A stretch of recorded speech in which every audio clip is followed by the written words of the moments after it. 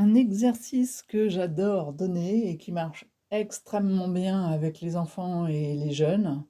Donc, on est sur une grille de 6 portraits, donc très schématisés. Et j'indique ici, par exemple, je veux une expression de joie, une expression de peur, une expression de surprise,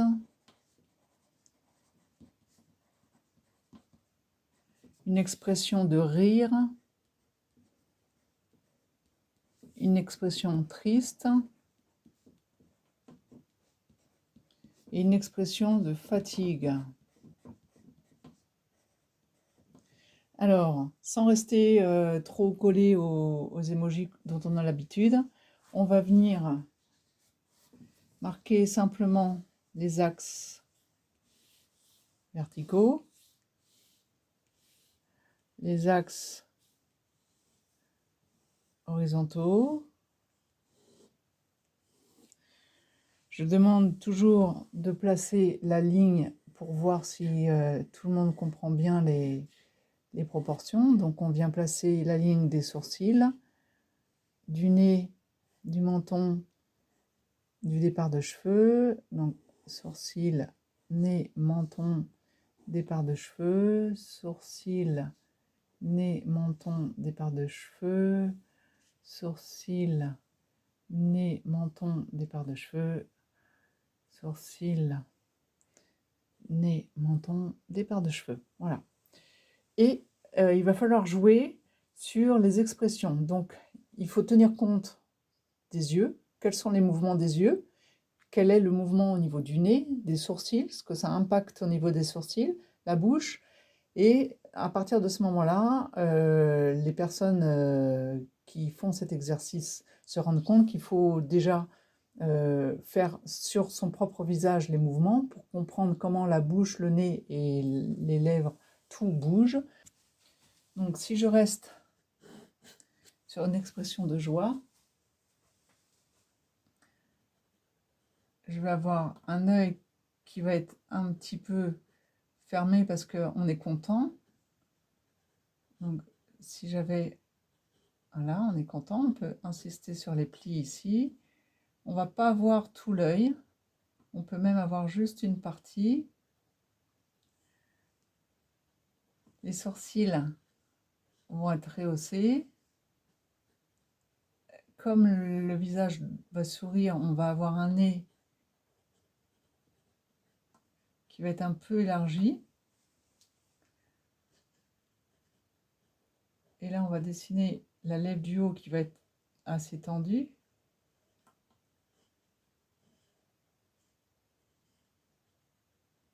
On peut avoir les dents. Donc les dents, au départ, on les marque simplement comme ça. Hein.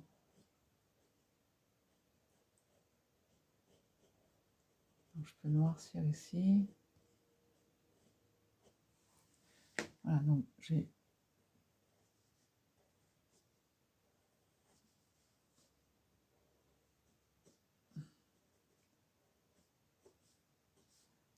Voilà. Et ce qui peut être intéressant, donc pas besoin d'aller chercher la forme du visage, c'est juste les expressions. Ce qui va être intéressant, c'est les cheveux. C'est-à-dire que l'intention aussi peut aller dans les cheveux. Là, si j'ai une personne qui est plutôt dans l'aspect joie, les cheveux vont montrer que aussi, voilà, ça contribue à l'effet de joie.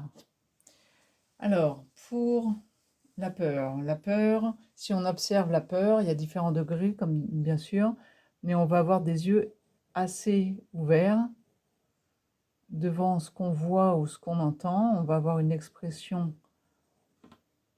plutôt comme ça, et probablement on va voir tout l'iris.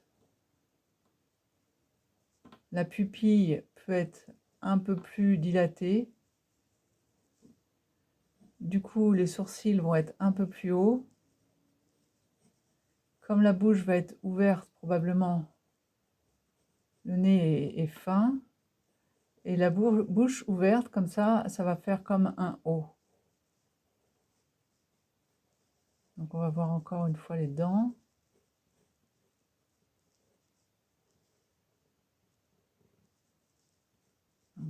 fais quelque chose de très schématisé. Et on peut aussi amplifier le mouvement de peur par un visage un peu plus allongé. Et encore une fois, les cheveux, si vous faites des cheveux, alors si c'est un portrait, un vrai portrait, bien sûr, vous faites les cheveux qui est sur le portrait. Mais si vous voulez amplifier votre phénomène de peur, vous allez faire des cheveux qui soit sont hérissés, pourquoi pas, hein, soit vous les faites assez raides, et là, on amplifie le côté où le visage s'allonge parce qu'il y a une peur. Sur l'effet de surprise, on va être encore sur des yeux qui sont ouverts, mais la pupille ne sera pas autant dilatée.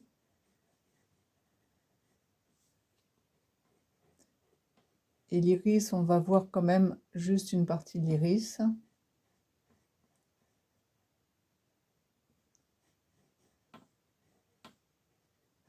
Et ce qui va changer, c'est le sourire en fait.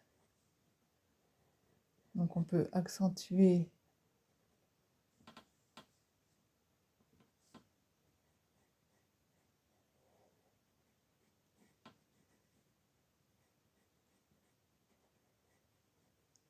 bon, là, c'est une surprise joyeuse, hein, bien sûr.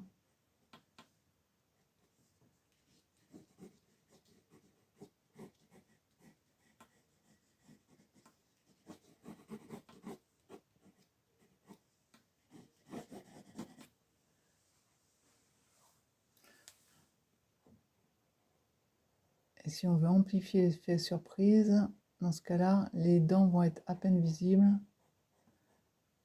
Parce que la bouche va être ouverte et on verra plus celle d'en bas. Waouh! Oh my god! Fatigue, j'ai oublié le E. Fatigue, on peut avoir une expression avec les yeux qui tombent un peu. Les yeux vont être plutôt sombres. Les sourcils tombants. Donc le nez restera à peu près ce qu'il est en forme générale. Et la bouche peut être voilà, un peu zigouigoui quoi. Oh là là, my god, trop fatiguée, j'ai trop travaillé.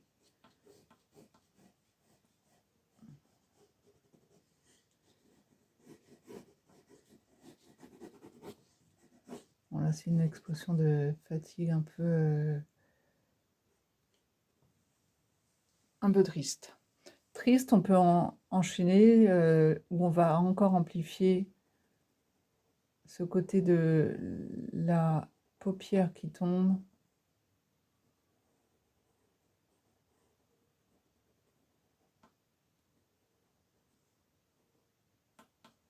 C'est un peu trop noir.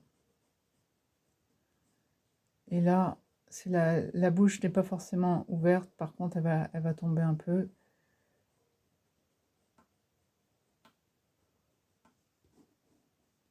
Et c'est surtout les sourcils. Bon, ma fatigue, elle est... faudrait faire des paupières un peu tombantes comme ça, mais voilà, là on a une fatigue.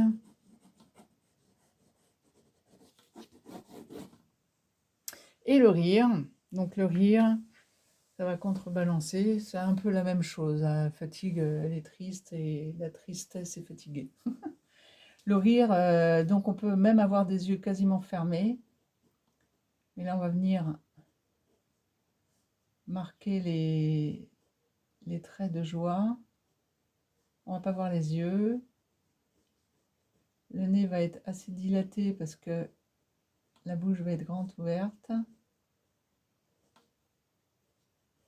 Donc la bouche étirée, forcément, ça va donner ça.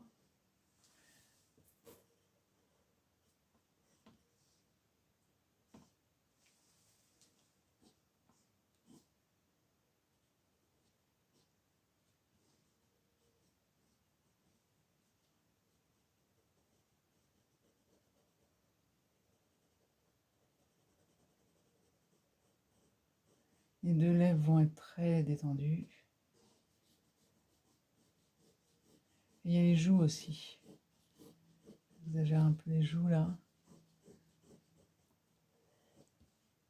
Mais les joues vont être rebondies.